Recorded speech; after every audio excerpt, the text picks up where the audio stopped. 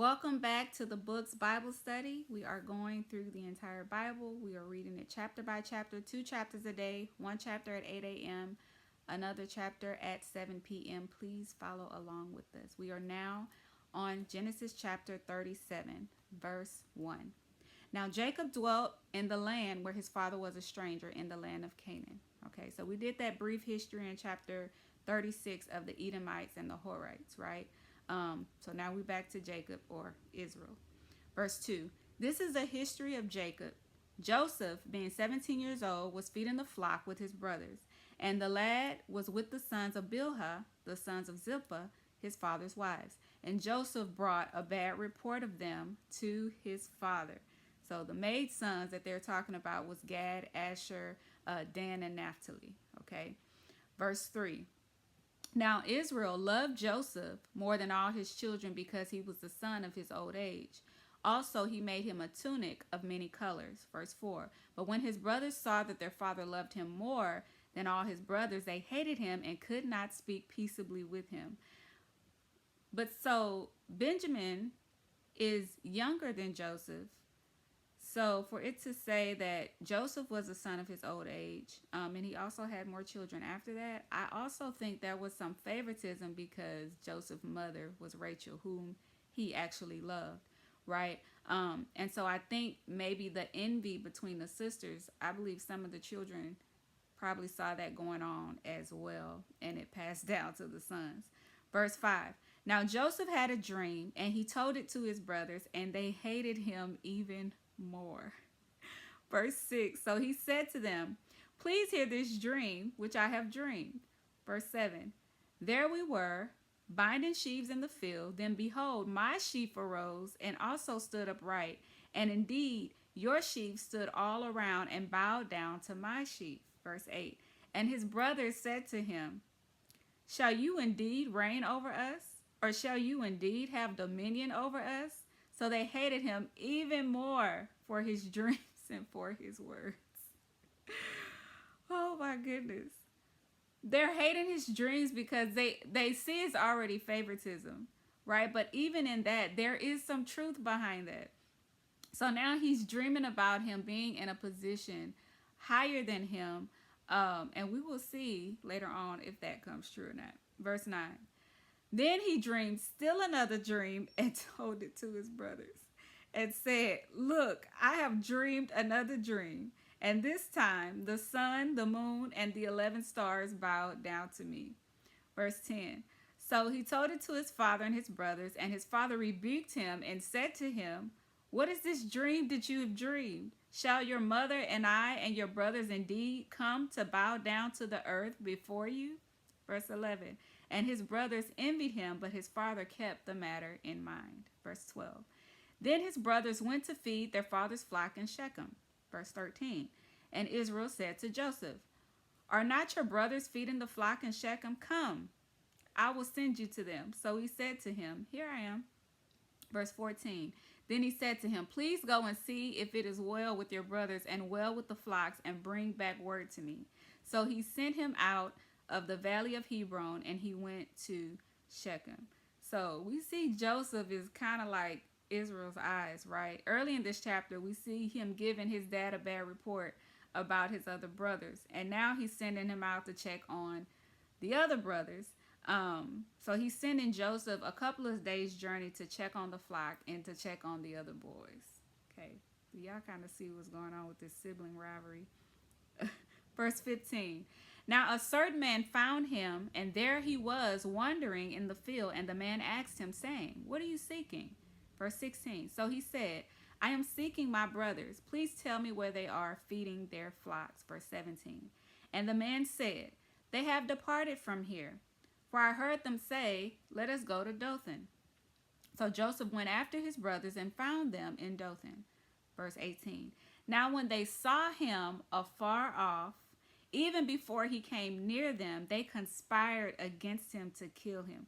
We saw in the other verses where they hated him, and he told them a dream. They hated him some more. He told him another dream, and they hated him even more. Right? So now at this point, they're conspiring to kill him. And we already know that they're capable of killing people after what they did to all the men in Shechem. right? When they took advantage of his sister. Verse 19. Then they said to one another, look, the dreamer is coming. Verse 20. Come therefore, let us now kill him and cast him into some pit, and we shall say some wild beast has devoured him. We shall see what will become of his dreams. These brothers are something else. 21. But Reuben heard it, and he delivered him out of their hands and said, let us not kill him. Verse 22. And Reuben said to them, shed no blood, but cast him into this pit which is in the wilderness, and do not lay a hand on him, that he might deliver him out of their hands and bring him back to his father. Right? So Reuben kind of got a heart for his brother. I don't know about the rest of them. Verse 23. So it came to pass, when Joseph had come to his brothers, that they stripped Joseph of his tunic, the tunic of many colors that was on him. Verse 24. Then they took him and cast him into a pit, and the pit was empty, for there was no water in it. Verse 25. And they sat down to eat a meal while their brother was in the pit with no water in it. Okay. Then they lifted their eyes and looked, and there was a company of Ishmaelites coming from Gilead with their camels, bearing spices, balm, and myrrh, on their way to carry them down to Egypt. Verse 26. So Judah said to his brothers, what profit is there if we kill our brother and conceal his blood? Not Judah. Not Judah. The one, no. So are you all guessing which tribes of Israel or which one of the boys will fulfill the promise and keep the covenant? If you've already read the New Testament, you already know. But for those who haven't read the Bible yet, can you guess between all of these boys which one is going to fulfill the covenant? Which one is Jesus going to come through? It looks like Joseph, right? He's the dreamer, but you can't really tell because like Reuben tries to save him, but Reuben also slept with his stepmother. And now we have Judah trying to make a profit off of his brother. Simeon and Levi killed all those men in Shechem and took their wives and all their livestock. Basically plundered the whole town.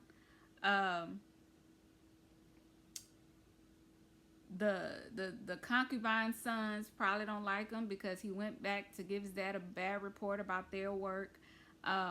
So this is what Judah says, verse 27. Come and let us sell him to the Ishmaelites, and let not our hand be upon him, for he is our brother and our flesh. Okay. And his brothers listened, verse 28.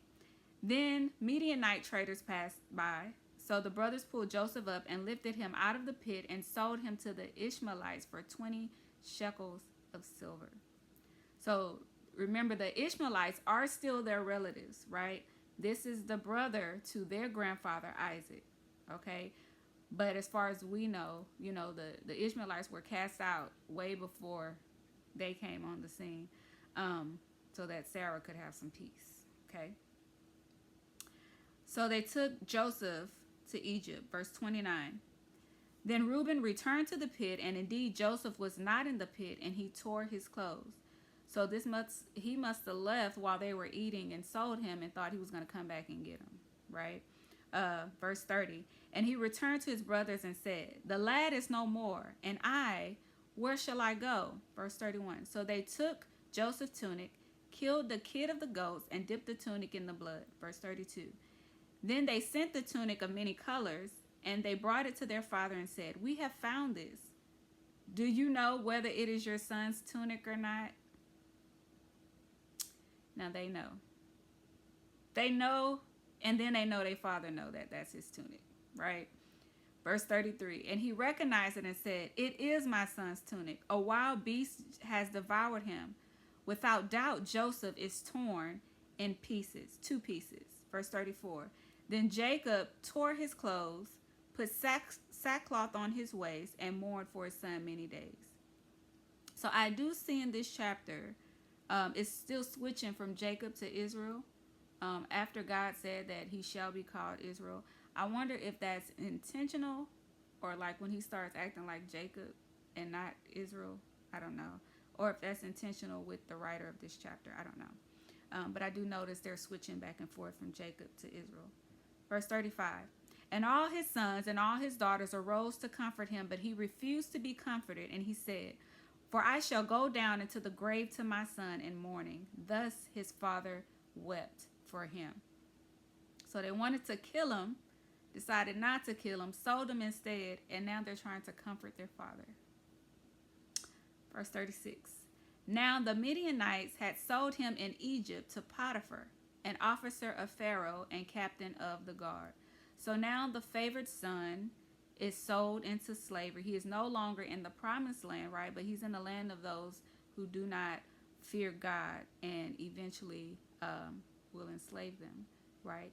So are you all following the story so far? I know when we hear Bible stories, we kind of hear bits and pieces, but I believe it's good to kind of see from the beginning to the end and also see how God uses mistakes and uses things and also uses people that we may not think are qualified, right? But at some point there's a change that happens and God is the one that do the qualifying, right? So if you have not read the Bible before, then I want you to kind of guess,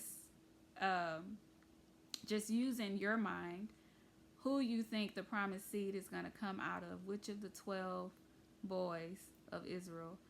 Those of you that have read the end, you know who it is. So the next chapter is going to be really interesting for those that do know who it is. And it also teaches us that God's plans are way bigger than ours, right? And also that he uses everything. Like he uses everything. He uses our mistakes.